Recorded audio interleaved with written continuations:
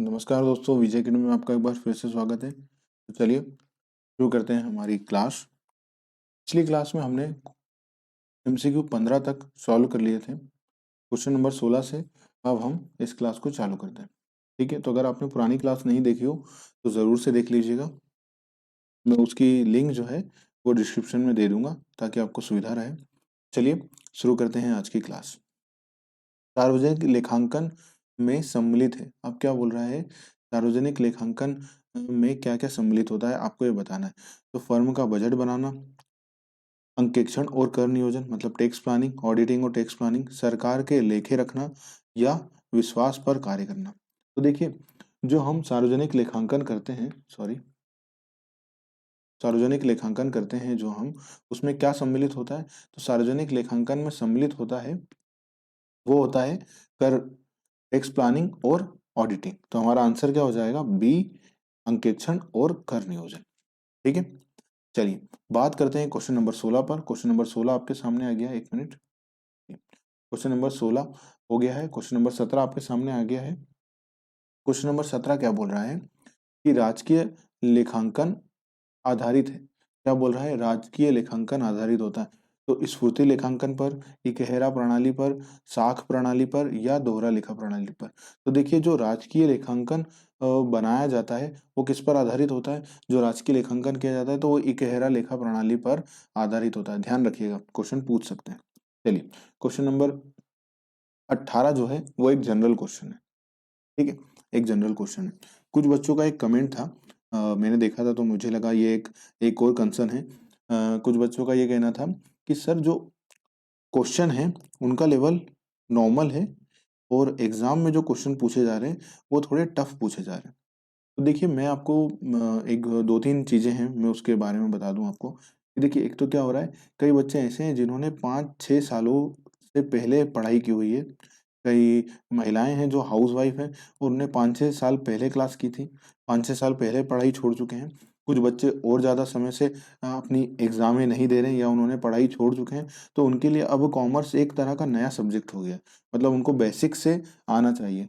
तो देखिए, मैं आपको एक बात से आश्वस्त करना चाहता हूँ अपने इस वीडियो के माध्यम से कि देखिए, हम जो एग्जाम में क्वेश्चन पूछे गए हैं प्रीवियस एग्जाम में, एमपीटीईटी कॉमर्स में, मैं आपको ये बता दूं कि हम क्या कवर करने वाले हैं। हम पहले बेसिक क्वेश्चन कवर करेंगे, फिर इसका लेवल बढ़ाएंगे, फिर इसका और लेवल बढ़ाएंगे, और जो एंड में हम क्वेश्चन आपसे पूछेंगे, जब एंड में हमारे क्वेश्चन पूछ पहुंच जाएंगे, वो लेवल हम एग्जाम में जो क्वेश्चन पूछे गए हैं उसके बराबर रखेंगे।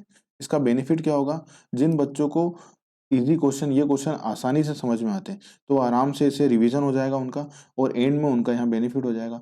पर कई बच्चे ऐसे हैं जो अभी अभी जुड़े हैं, कई बच्चों का ऐसा है जो बेसिक में भी उन्हें प्रॉब्लम आ सकती है।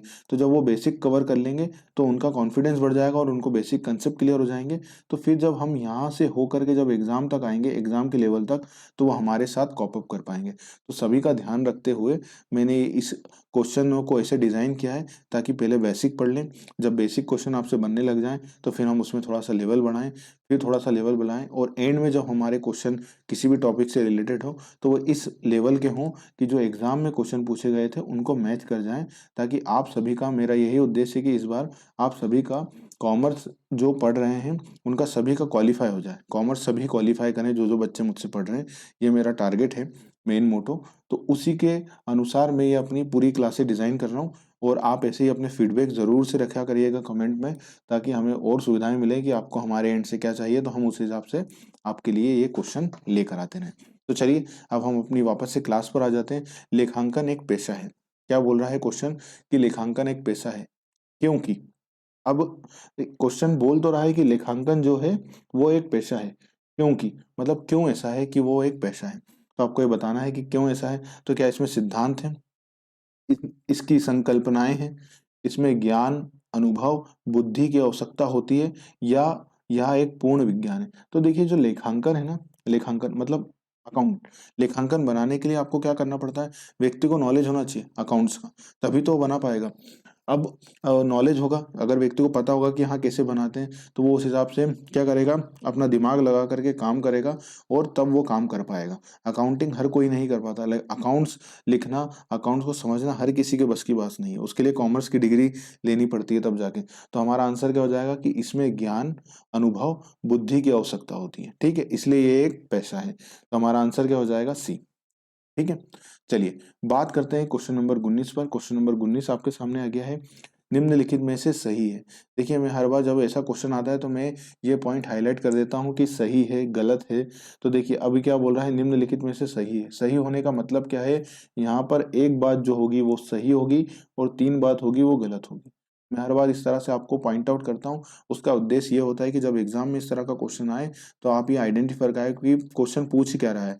निम्नलिखित में से गलत है, इसका मतलब क्या है, एक क्वेश्चन गलत पूछ रहा है। अभी क्या पूछ रहा है, सही है, मतलब एक सही होगा तीन गलत होंगे, हमको ये बताना है।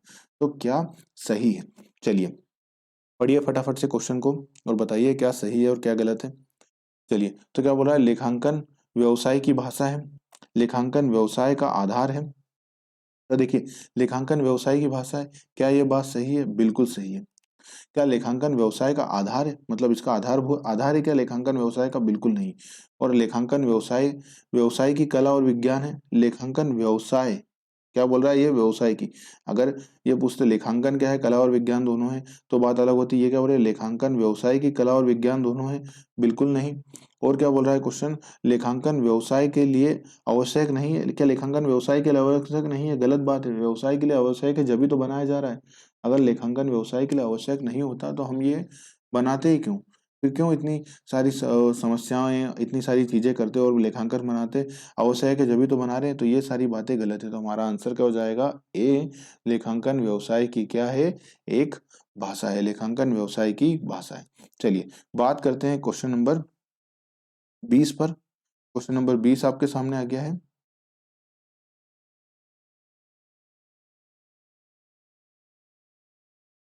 क्वेश्चन नंबर 20, क्वेश्चन नंबर 20 क्या बोल रहा है, लेखांकन एक बौद्धिक क्रिया क्यों है। अब ये क्या बोल रहा है, लेखांकन एक बौद्धिक क्रिया क्यों है। यह व्यवसाय के लिए आवश्यक है इसलिए बौद्धिक क्रिया है। इसमें बुद्धि और चातुर्य की आवश्यकता होती है इसलिए लेखांकन एक बौद्धिक क्रिया है। या विभिन्न समस्याओं के समाधान की विशिष्टता अर्जित की जाती है, मतलब क्या होता है, इसमें कई प्रकार की समस्याएं होती हैं और उसको समस्याओं को सुलझाने के लिए हमको क्या पढ़ना पड़ता है, एक उसको समाधान विशिष्टता की जरूरत होती है, मतलब उसमें हमको ज्ञान की जरूरत होती है ताकि हम अर्जित करते हैं, ताकि हम उनको समाधान कर पाए। और लास्ट क्या है, बौद्धिक क्रिया नहीं है। तो आपको क्या बोल रहा जा रहा है, क्वेश्चन पूछ रहा है लेखांकन एक बौद्धिक क्रिया है, ऐसा क्यों है। यहाँ पर बात ध्यान रखने वाली बात क्या है, ऐसा क्यों है।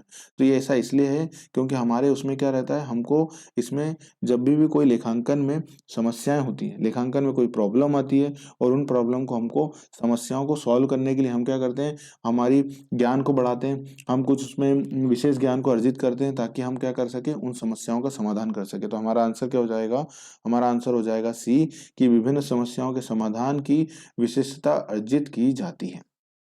चलिए बात करते हैं क्वेश्चन नंबर 21 पर। क्वेश्चन नंबर 21 आपके सामने आ गया है। क्वेश्चन नंबर 21 बोल रहा है, लेखापाल का सामाजिक उत्तरदायित्व है। लेखापाल जो है उसका सामाजिक उत्तरदायित्व है, तो उसका सामाजिक उत्तरदायित्व क्या है। स्वामी के लिए अधिक लाभार्जन करना, ये है क्या। कर्मचारियों का शोषण करना, तो देखिए कर्मचारियों का शोषण करना तो कोई भी उद्देश्य कभी नहीं हो सकता, मतलब उत्तरदायित्व तो ये कभी नहीं हो सकता आपका उत्तरदायित्व कि कर्मचारियों का शोषण करो, ये तो कभी नहीं हो सकता, तो ये तो बात ही गलत हो गई। सभी पक्षकारों को आवश्यक सूचनाएं उपलब्ध कराना, ये होता है। या समाज के गरीब तबकों की हितार्थ का काम करना। तो देखिए जो लेखापाल का उद्देश्य होता है ना, लेखापाल का उद्देश्य वो सामाजिक उत्तरदायित्व क्या होता है, लेखापाल का सामाजिक उत्तरदायित्व। तो देखिए लेखापाल का सामाजिक उत्तरदायित्व ये होता है, क्योंकि देखिए क्या होगा, जो अकाउंट्स है वो सभी लोग लेंगे, जो कंपनी का अकाउंट्स है। मैं अपना एग्जांपल लेता हूँ, टाटा कंपनी का। ठीक है, अब टाटा कंपनी के जो अकाउंट्स हैं, टाटा कंपनी के अकाउंट्स हैं, ये जो अकाउंट्स बनाए गए हैं, ये अकाउंट्स किसने बनाए होंगे, लेखापाल ने, अकाउंटेंट ने बनाए होंगे, तो ये चार्टेड अकाउंटेंट ने बनाए होंगे। तो अब ये अकाउंट्स जो बने हुए हैं, ये अकाउंट्स कौन देखेगा, ये अकाउंट्स देखेगी गवर्नमेंट। गवर्नमेंट क्यों देखेगी, गवर्नमेंट को पता है कि भैया जितना प्रॉफिट होगा उसके अनुसार हमको क्या मिलेगा, टैक्स मिलेगा। ठीक है, और क्या देखेंगे, ये अकाउंट्स देखेंगे वहां के एम्प्लॉय, अब एम्प्लॉय क्यों देखेंगे, मैंने आपको पिछले वीडियो में भी बताया होगा कि एम्प्लॉय देखेंगे कि अगर प्रॉफिट ज़्यादा होगा तो हमको क्या मिलेगा, हमको मिलेगा बोनस, ठीक है, हमको मिलेगा बोनस, ठीक है। शेयर होल्डर देखेंगे, अब शेयर होल्डर क्यों देखेंगे, शेयर होल्डर या अंशधारक जो होते हैं वो इसलिए देखेंगे कि अगर प्रॉफिट ज़्यादा होगा तो हम क्या मांग सकते हैं, हम डिविडेंड की मांग कर सकते हैं कि भैया थोड़ा डिविडेंड ज़्यादा दे दो। ये हम मांग कर सकते हैं कि हमको क्या दे दिया, ज़्यादा ज़्यादा दे दिया जाए, डिविडेंड ज़्यादा दे दिया जाए, ठीक है, हमको डिविडेंड या लाभांश ज़्यादा दे दिया जाए। तो इस प्रकार से अकाउंट्स और भी कई सारे लोग हैं उनके लिए ज़रूरी होता है, ठीक है, और भी कई सारे लोग हैं उनके लिए ज़रूरी होता है। तो हमारा आंसर क्या हो जाएगा, इनका उत्तरदायित्व तो अब लेखापाल का उत्तरदायित्व किन किन के लोगों के प्रति है, इनके लिए, शेयर होल्डर के प्रति, एम्प्लॉय के प्रति, गवर्नमेंट के प्रति, कि सही तरीके से अकाउंट्स बनाए जाएं। तो हमारा आंसर भी ये हो जाएगा कि सभी पक्षकारों की आवश्यक सूचना उपलब्ध कराना, मतलब जिनको जो जरूरी सूचनाएं चाहिए उनको वो उपलब्ध कराई जाए। जैसे गवर्नमेंट को पता बताया जाए कि प्रॉफिट कितना हुआ, उस पर टैक्स कितना जमा किया गया है, एम्प्लॉइयों को बोनस के लिए जो भी उनको जानकारी चाहिए वो दी जाए। तो इस प्रकार से हमारा आंसर क्या हो जाएगा, सभी पक्षकारों की आवश्यकताओं की उपलब्धता कराना, ठीक है। चलिए, तो इस वीडियो में इतना ही, कुछ क्वेश्चन छूट गए हैं इस स्लाइड में आने से, तो इस वीडियो को मैं यहीं तक रखता हूँ। बाकी जो क्वेश्चन बचे हुए हैं, इसमें और भी क्वेश्चन थे, किसी कारण से इसमें क्वेश्चन शो नहीं हो पा रहे हैं, तो चलिए इस वीडियो को मैं यहीं तक रखता हूँ। मिलते हैं अगले वीडियो में। उम्मीद होगी ये वीडियो आपको समझ में आया होगा, और आप मुझे दो तीन चीज़ें ज़रूर से बताएं ताकि हमारी आने वाली क्लासों के लिए आवश्यक हो कि एमसीक्यू, मेरा एमसीक्यू का तो उद्देश्य है ही आपके लिए बनाने का कि मैं एमसीक्यू बनाऊं आपके लिए, ठीक है। एमसीक्यू तो मैं बनाकर लाऊंगा, सारे सब्जेक्ट के टॉपिक वाइज एमसीक्यू लाऊंगा। मैं आपको दो तीन चीज़ें बता देता हूँ कि टॉपिक वाइज एमसीक्यू लाऊंगा। एक सेकंड रुकिए, मैं एक खाली जगह देख लूँ, ठीक है, ये रही। चलिए, दो तीन चीज़ें मैं आपको क्लियर कर देता हूँ, कुछ बच्चों को डाउट हो सकता है। सबसे पहले, अगर आप हमारी ऑनलाइन क्लास ज्वाइन करना चाहते हैं तो 8962429653, जी हाँ, ये हमारा नंबर है, 8962429653। इस पर आप संपर्क करके हमसे ऑनलाइन क्लास ज्वाइन कर सकते हैं। तो ये तो बात हो गई ऑनलाइन क्लास की। अब मैं लाने क्या वाला हूँ आपके लिए, तो देखिए एमसीक्यू। एमसीक्यू जैसा कि मैंने डिस्कस करा था कि मैं बेसिक फिर एडवांस फिर जो एग्जाम लेवल है उस तक हम पहुंचेंगे, वो एमसीक्यू में लेकर के आऊंगा। एमसीक्यू को मैं कैसे लाने वाला हूँ, जो भी टॉपिक है, मतलब फुल टॉपिक्स कवर किए जाएंगे, फुल टॉपिक्स, जो भी टॉपिक्स दिए हुए हैं मैनेजमेंट और अकाउंट्स में, सारे टॉपिक पर मैं 100% एमसीक्यू आपके लिए लेकर के आऊंगा। ये बात क्लियर है, वो इसी यूट्यूब चैनल पर आएगी। और साथ ही साथ क्या आएगी, समरी वीडियो। समरी वीडियो मतलब क्या होगा, एक एक घंटे के अंदर अंदर, एक एक से 1.5 घंटे के अंदर अंदर मैं कोशिश करूंगा कि आपका जो चैप्टर है, जो टॉपिक है, उस टॉपिक को मैं क्या करूं, पूरी तरह से कवर कर दूं, ठीक है। उस टॉपिक को मैं पूरी तरह से कवर कर दूं, आपको एक समराइज वे में, कि आपको एक ओवरव्यू समझ में आ जाए, ठीक है। तो ये दोनों चीजें मैं करने वाला हूँ। और फिर जब एंड समय में, अंत में, हम जब ये 100% टॉपिक कवर कर लेंगे, सभी सब्जेक्ट टॉपिकों के 100% एमसीक्यू कवर कर लेंगे, फिर मैं क्या लाने वाला हूँ आपके लिए, सेट लेकर के आऊंगा, टेस्ट पेपर जिसे कहते हैं, 120 मार्क्स के, 120 क्वेश्चन होंगे उसके अंदर, और हम इसे सॉल्व करेंगे फिर, ठीक है। फिर 120 क्वेश्चन एक बार में लेकर के आया करेंगे, और वो आपको पूरा कवर कराया जाएगा। तो मतलब इसमें पूरा सिलेबस कवर कराया जाएगा, एक तरह का प्रैक्टिस सेट जिसे कह सकते हैं हम, वो होगा। तो ये तो मैं आपके लिए लेकर के आने वाला हूँ, ठीक है। हमारा तरीका क्या होगा, जैसा कि मैंने बताया, एमसीक्यू होगा, फिर समरी वीडियो होंगे। अगर आप ऑनलाइन क्लास ज्वाइन करना चाहते हैं तो मैं उसके लिए बता देता हूँ कि उसमें क्या क्या प्रोसेस होगी। तो देखिए, अगर आप ऑनलाइन क्लास ज्वाइन करते हैं तो आपको हमारे नंबर पर संपर्क करना होगा, ये नंबर है, इस पर आकर के संपर्क करके आप ऑनलाइन क्लास ज्वाइन कर सकते हैं। क्लासेस चालू हो चुकी हैं, उस पर वीडियो आना, तो आप ज्वाइन कर सकते हैं, ठीक है। और उसमें क्या होगा, उसमें देखिए मैं आपको बता देता हूँ, कई बच्चों के डाउट है, इसलिए देखिए, सबसे पहले हम क्या कवर करेंगे, किसी भी टॉपिक का बेसिक, ठीक है। जब हमें जब पूरा बेसिक कवर हो जाएगा, फिर उसके बाद हम क्या करेंगे, उस बेसिक, जो एक बार आपका बेसिक तैयार हो गया, आपको फंडामेंटल्स उस टॉपिक के समझ में आ गए कि हाँ भैया ये टॉपिक जो दिया हुआ है, अब मेरा इसका 100% बेसिक कवर कर दिया गया है, आपको समझ में आ गया। फिर इसके बाद हम क्या करने वाले हैं, इसके बाद हम जो एग्जाम लेवल है जो प्रीवियस एग्जाम हुई थी, उस एग्जाम लेवल को ध्यान में रखा जाएगा कि उस एग्जाम में किस लेवल पर क्वेश्चन पूछे गए थे, ठीक है। बेसिक के बाद हम क्या करेंगे, जो एग्जाम में अब क्वेश्चन पूछे गए थे उस लेवल के जो को टॉपिक पढ़ना रहेंगे उस लेवल पर जा करके, ठीक है। तो हम क्या करेंगे, उस लेवल पर फिर आपको पढ़ाएंगे। मतलब बेसिक कवर करने के बाद हमारा जो स्टडी का पैटर्न होगा वो क्या होगा, एग्जाम के लेवल का होगा। और फिर हम क्या करेंगे, इसमें भी एमसीक्यू सॉल्व करेंगे, ठीक है। एमसीक्यू सॉल्व करेंगे। ये एमसीक्यू कौन से होंगे, ये एमसीक्यू एक्स्ट्रा एमसीक्यू होंगे, ठीक है। एक्स्ट्रा एमसीक्यू, एक्स्ट्रा एमसीक्यू का मतलब क्या हुआ, जो मैं आपको इस चैनल पे कराऊंगा, ये यहाँ पर जो एमसीक्यू कवर कराए जाएंगे ये तो आपको कवर करना ही है, साथ ही साथ कुछ एक्स्ट्रा एमसीक्यू। मुझे लग रहा है कि इस टॉपिक पे आईएमपी क्वेश्चन है और ये एमसीक्यू तो आईएमपी है, आप इस पे जरूर से ध्यान रखिएगा। कुछ एक्स्ट्रा ऑर्डिनरी एमसीक्यू बनाने हैं तो वो एमसीक्यू भी हम यहाँ पर कवर करेंगे। तो मेरा तो उद्देश्य ये होगा कि अगर आप क्लास ले रहे हैं तो आपका पूरा सिलेबस तो कवर हो ही होए, और एमसीक्यू भी मैं कोशिश करूंगा इतने बनाऊं और इस तरह से बनाऊं कि कुछ एमसीक्यू तो आपको एग्जाम में आपके प्रैक्टिस सेट से मिल जाए। ताकि उसमें क्या होता है, अगर आपको जब एग्जाम के पहले आपने एक बार वो एमसीक्यू देख रखा है, एग्जाम में देखने से पहले अगर आपने एमसीक्यू देख रखा और वो एग्जाम में आता है, तो आप फिर 100% श्योरिटी से तो उस क्वेश्चन को सॉल्व करते ही करते हैं। साथ ही साथ आपका जो टाइम है वो भी बचता है, ठीक है। वो टाइम भी बचता है, तो ये दोनों चीजें काम करती हैं। और एक बात ध्यान रखिएगा, एमसीक्यू इसलिए मैं इस बार इतनी प्रैक्टिस करा रहा हूँ क्योंकि 1/4, जी हाँ 1/4 क्या है, इस बार माइनस मार्किंग है। तो ये एक बड़ा फैक्टर साबित होगा। पहली बार पीईबी लेकर के आया है माइनस मार्किंग अपनी किसी भी एग्जाम में, तो इसलिए इस बार एमसीक्यू की प्रैक्टिस, एक बार सिलेबस कवर होने के बाद हम एमसीक्यू की प्रैक्टिस करेंगे। तो ये उद्देश्य जो होगा वो ये होगा कि आपका जो सिलेबस है उसको इस तरह से कवर कराना कि आप एग्जाम में 120 मार्क्स का जो ये पेपर हो इसमें ज़्यादा से ज़्यादा कवर करें, क्योंकि 80% जो है को मार्क्स यहीं के हैं, ठीक है। तो उम्मीद होगी ये वीडियो आपको पसंद आया होगा।